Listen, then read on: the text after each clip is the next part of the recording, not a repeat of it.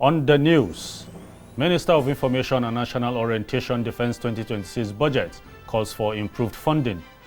House of Representatives begin investigation into renewable energy projects in the country. Also in the news, 2027 election budget, Senate seeks additional 30 billion for INEC.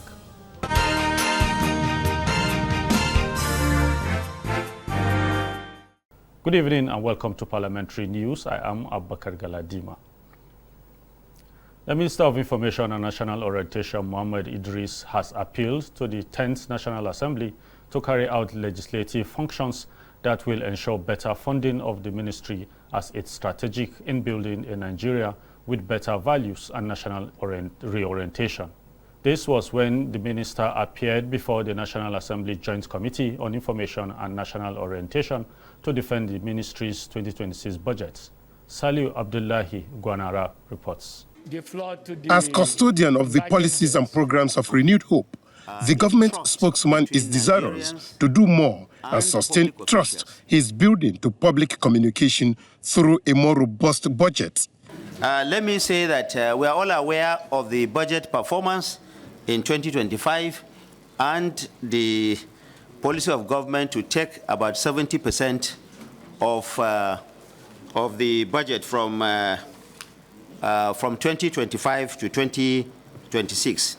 Our capital allocation arising from that for 2026 is 1.434 billion. 1.434 billion. Overhead allocation for 2026 is 1.27 B.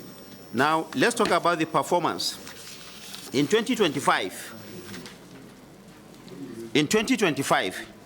we have appropriation for personnel costs standing at 5.588 billion naira, 932 million and 5 kobo for 2025. Now, I want to draw the attention of the committee to say that this was actually, as at the time it was done in 2025, the Ministry of Information and Ministry of Culture, the budgets were merged for the personnel cost. That this joint committee on information and national orientation is totally committed to the effective and efficient performance of the statutory function of various MDS who are here today. Your indispensable roles are sacrosanct to the socio-economic and political development of this country. As such, we shall strive to ensure that the ministry and all the agencies under its supervision are well funded. At the end of the closed-door session, they were unanimous towards improved budget for the ministry. You know, we are going to an election year now. That is the ministry and the agencies that is saddled with the responsibilities of dissemination of information and sensitization of Nigerians. We are on the same page, both the Executive and the National Assembly. And I do hope that this time around, the National Assembly will work to ensure that the Prime Minister of Information and National Orientation and all its agencies have the proper funding that they require so that Nigerians will have the benefit of all the programs and policies of this administration better. Of course, we are doing our best. We are trying our best with what we have, but we need to do better. Heads of agencies under the Federal Ministry of Information and National Orientation appeared at the budget defense alongside the minister. In Abuja, Salihu Abdullahi Gwanara, NTA News.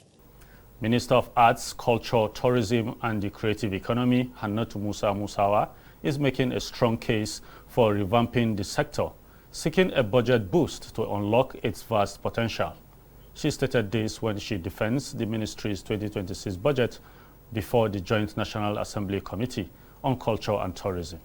National Assembly correspondent Mitari Ikben reports. The minister told lawmakers that the arts, culture, tourism and creative economy sector could contribute $100 billion to Nigeria's GDP and create over 2.5 million jobs by 2030.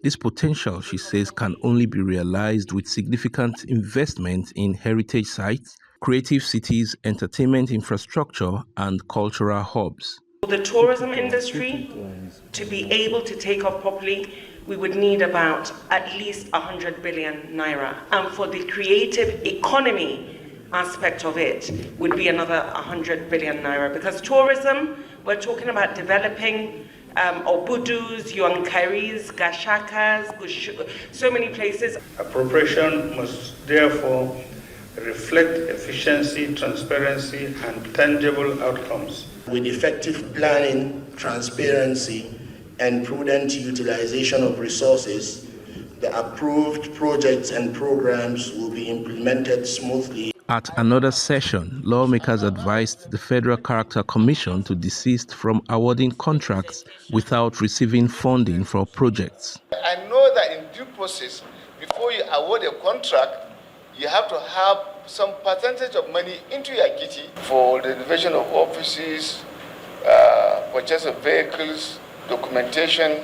You have done it's written here 100% completed, even though no dime is released. As you can see, Mr. Chair, the vehicles, we obtained no objection from the BPP. The performance was constrained by inadequate capital releases, increasing cases of non-compliance by some MDAs, limited technological infrastructure for real-time monitoring. Meanwhile, the House Committee on Polytechnics and other higher technical education expressed displeasure over poor turnout of invited institutions at a scheduled budget defense session.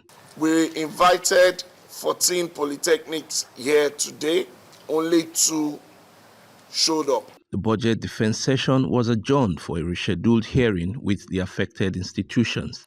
From the National Assembly, Mitaire Ikben, NTA News. The Senate Committee on Ethics, Code of Conduct and Public Petition has made a case for the upward review of 2026 budget estimates for Public Complaints Commission to be able to implement the new minimum wage arrears benefits of retirees and recruitment of staff for optimum performance of the Commission. The chairman of the committee, Neda Imaswa, made the plea while presenting the harmonized budget estimates before the Senate Committee on Appropriation. National Assembly correspondent Issa Mohammed has more. As a first-line charge in the budgets, the chairman of the Senate Committee on Ethics, Code of Conduct and Public Petition, Neda Imaswa, said 14,460 million naira in the 2025 budget was grossly inadequate after paying personnel costs looking at the challenges of the Commission. In 2026 appropriation, the Commission also affirmed that the budget estimate, which stood at 29,460 million naira, needs to be increased as large sum will go for personnel costs, especially with the arrears of 15 months of the new minimum wage, close-up staff strength deficit, and execution of capital projects. The justification for this additional funding. Personnel cost, which cost for 2025 was 10,379,448. In 2026, distinguished colleagues, the personnel cost will be 28,393,588,773. The variance is 18,018,140 and 138 naira, which is as a result of the new minimum wage implementation. The Commission is adhering to the federal government new minimum wage that is being implemented. And if provisions are not made for it in this budget, it then means that they will not be paid as when they are supposed to be paid. After several hours of engagement, the Appropriation Committee sees reason for more funding of the Commission to meet up with statutory demand, which is charged with the responsibility of catering for complaints from Nigerians. It serves as an ombudsman for Nigerians to look into their grievances and provide possible solutions. Other harmonized presentations under the jurisdiction of the committee were a Code of Conduct Bureau and Code of Conduct Tribunal, who also appealed for more funding. From the National Assembly, Issa Muhammad, NTA News. It's been a session of budget defense at the National Assembly. Ministries, departments, and agencies of government trooping in and out of the various conference rooms. At the moment, the Committee on Appropriations are receiving budget reports from the various standing committees. For more insight into the 2026 budget scrutiny at the National Assembly, we have with us Senator Deket Plank from Plateau State and the Chairman, Senate Committee on Labor. Senator, how will you describe the 2026 budget defense session and this issue of running more than one budget? I'm very, very satisfied with the thinking of the executive and the legislative arm of government on 2026 budget. There is a serious look at the expenditure, the ability of scoring back the 2025 budget and working towards improving on the performance of the 2026 budget. The 2025 budgets, Nigerian government was running almost 3 separate budgetary allocations on one source of revenue generation. It became very, very difficult for us to perform well in the expenditure or performance of the 2025 budget. Now, the 2026 budget, why I am very satisfied is that both executive and legislative arm of government are willing to reduce the number of budgets for the 2026 financial year. And this is done by ensuring that most of the content of the 2025 budget will be rolled into 2026. Then the part of the 2025 budget will be spent within the first quarter of the year. And the last 3 quarters of the year will concentrate in executing the content of the 2026 budget. And by then, the performance of the budget will be much, much higher. So the philosophy behind trying as much as possible to streamline and have one budget at a time in the 2026, it's a positive decision from both sides. Now the screening, I'm also very satisfied that Senate, particularly all the subcommittees of the Senate committee, subcommittee of, there's an appropriation committee. All other committees are subcommittees of the appropriation committee. I'm glad that senators are willing to go by the recommendation of a rollover and not trying to invite much, much more money into the budget.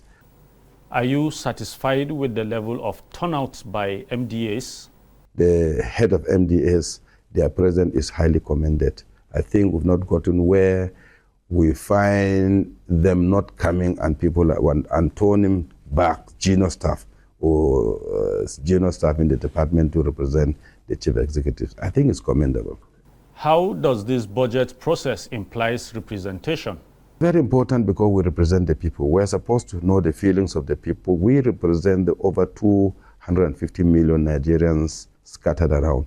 And therefore, whatever the executive desires to give Nigerians, we need to know where Nigerians feel it more. And again, we need to familiarize ourselves with the content of the budget and why specific monies are put at for specific purposes. It gives us a better way to do our oversight. Thank you for your time. You're welcome.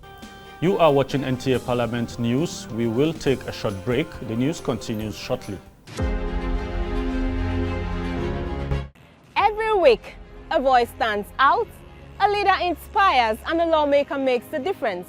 From the chamber of debates to the heart of the communities, we celebrate men and women shaping our democracy. Who is making impact? Who is driving change? Who is standing tall for the people? Join us as we spotlight excellence, celebrate service, and honor leadership. Legislator of the Week, where democracy meets inspiration. Stay tuned for Legislator of the Week, showing only on NTA Parliament. Don't miss Legislator of the Week, your window into impactful leadership.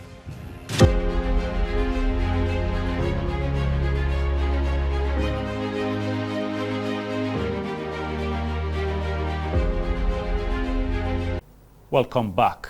The Senate Committee on Electoral Matters is requesting for an additional 30 billion naira to the Independent National Electoral Commission for the conduct of the general election. INEC had initially proposed 873 billion for the elections. National Assembly correspondent Lami Ali reports that the increase is for logistics. The chairman of INEC, Professor Joash Amopiton, had, while defending the election budget a couple of days back, requested 873 billion naira to conduct the next general election. But now that the Electoral Act 2026 is the working document for the election, the chairman Senate Committee on Electoral Matters explained that more money is required due to some provisions, including the request to increase ad hoc staff allowance, most of whom are USCO members, from 17,000 to 140,000 naira. For the period of the election, not one day. Nationwide. For nationwide election. So you pay him 100, even the coppers, they had a write-up and circulated to us that they are not ready to go for any 17,000. Their lives and everything are at risk. The possibility of more rerun elections is another reason. In consonance with the new Electoral Act, once there is disqualification of a candidate, a rerun has to be conducted, so that we should anticipate series of avalanche of elections that may arise as a result of disqualification by courts, for which you need an increased funding.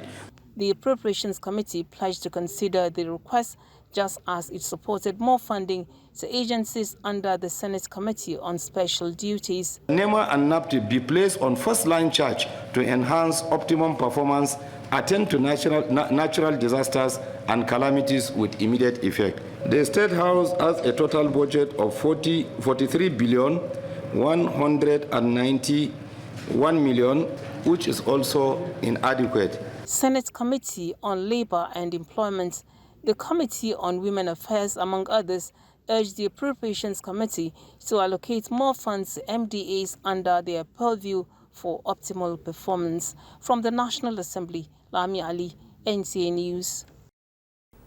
House of Representatives has commenced investigation into renewable energy projects in the country and the utilization of foreign grants to accelerate the transition of sustainable power sources. National Assembly correspondent Mitari Ikpen has details of the investigative hearing.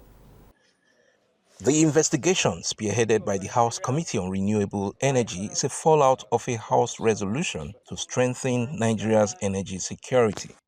Considering persistent electricity challenges and frequent national power grid collapse, the committee describes the investigation as crucial in addressing Nigeria's power deficit by identifying underperforming renewable energy projects mostly facilitated by foreign grants and recommend corrective measures and sanctions where necessary. Submissions on renewable energy efforts were received from some MDAs, including the Federal Ministry of Information and National Orientation, while the managing directors of the Rural Electrification Agency and the Nigeria Electrification Program received parliamentary summons. This parliament has the powers to summon anybody and any institution to explain the use of public funds. This investigative hearing is therefore critical to the process of determining factors that have militated against the growth of the sector. To get our job done and to cut on energy resources, we are also transiting. We're also looking at the possibility of having mini solar project within our offices so that we can work on a sustainable level. And each of the agencies under the Ministry of Information and National Orientation, indeed including the ministry itself, there are projects along that line. At a capacity building program for parliamentary reporters, the Director General of the National Automotive Design and Development Council says the quest for foreign investments to drive vehicle manufacturing in the country is tied to the passage of the Nigeria Automotive Industry Development Bill, which is pending before the National Assembly. Automotive is a capital-intensive sector. We need to encourage the investor and give them comfort. And one of the comfort they are asking for is that plan is not enough. It has to be legislated upon. The legislative work does not end with lawmaking or oversight. It is complemented when policies, reforms, and sectoral interventions are clearly understood by citizens. The expectation is that legislative backing for the automotive industry bill would accelerate local production and industrialization. From the National Assembly, Mitaire Ikben, NTA News. Senator representing Funtua Zone, also known as Katsina South Senatorial District in the National Assembly, Muntari Danduse Mohammed, has provided thousands of constituents with food and financial support. The beneficiaries were drawn from the 11 local government areas of the senatorial district. National Assembly correspondent Lami Ali reports. The decades-long Ramadan support outreach for 2026 drew the usual Mama's crowd. Several dignitaries, among them the governor of Katsina State, Umar Dikurada, former and 7 federal and state lawmakers, as well as stalwarts of the All Progressives Congress, graced the event.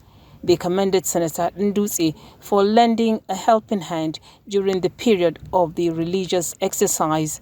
Senator Ndutse expressed his commitment to assist his constituents, explaining that the Ramadan outreach cuts across different segments of the society, including women and youth groups, as well as traditional, religious and political leaders. I inherited this tradition from my parents, and for posterity reason, generosity is being encouraged in each and every religion. We have less privilege, less advantage, and for a better success of any individual who was endowed by God, no matter how small it is, so you need to help the vulnerable. Helping the poor is a key to success of each and every individual. He commended the federal and state governments for uplifting livelihoods across communities through development projects in Katsina State. The beneficiaries expressed gratitude for the support and urged others so blessed to emulate the kind gesture. Lami Ali, NTA News. Youths must participate actively in governance by supporting reforms that will promote sustainability and opportunity while preparing themselves for leadership proficiencies and networking. Speaker Lagos State House of Assembly Mudashiru Obasa gave the advice at the maiden edition of Eco Youth's Parliamentary Summit in Lagos. Musa Toilat completes the report. It's a maiden edition of the Eco Youth Parliamentary Summit, and this youth population have converged on Lagos at the instance of the Lagos State Ministry of Youth and Social Development to brainstorm on issues that affect their well-being, with a view to participating in legislative activities in the state. We are trying to bridge the knowledge gap between what the young people know about the legislative arm of government and what the legislative arm of government really entails. We are yet to raise a new generation of leaders, individuals who are not merely politically interested or legislatively grounded. Federal and state lawmakers, as well as members of the State Executive Council, have been invited to listen to the concerns of these youths and share insights towards attaining responsible leadership in government. The theme of this summit, Youth Legislature on the Rise, Shaping Policies of the Future, speaks to the urgency of our time. And there is no saying that policies not only shape opportunity, but they define economic direction, and they also determine inclusion or exclusion. So therefore, if you desire to shape the future, then you must understand and engage the legislative process. So we must for this moment begin to get involved, which of course we are already on the right path. For Speaker, Lagos House of Assembly, Right Honorable Mudashiru Obasa, who was represented, the youths must be strategic in their quest to influence policies and legislation that would support their development. In many assemblies, youth representation in legislative chambers remain limited. Youth participation will not flourish by accident. It must be cultivated through deliberated policy, institutional design, and platforms that bring young voices inside, not outside, decision-making process. The major onus of driving the nation forward falls on the youths. If you do not have the cooperation of the youths, you cannot move the country. Is that a yes? Yes. I want you to be active. If there's one thing I always do, I always like, just like my senator sitting here, to encourage the younger generation to be active. You say you want to see a difference. Are you going to sit at home and be complaining about it? Why not put yourself into the mix of things and make sure that you are part of the change that you want to see?